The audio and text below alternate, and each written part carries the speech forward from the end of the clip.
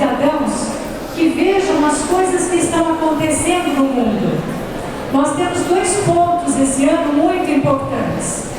Um deles é a nossa situação política, ou mais precisamente o nosso problema todo pelo qual o Brasil está passando, e o outro é a Olimpíada. A Olimpíada que está aí e que nos traz muitos exemplos, né? Então, cidadãos com ética, cidadãos que sabem trabalhar principalmente o trabalho em equipe, que sabem principalmente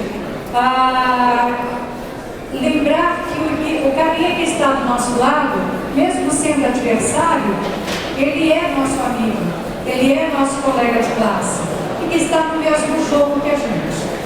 Então vamos ter aí um desafio, com certeza, maravilhoso como todos os demais, e tem um ótimo desafio pela frente.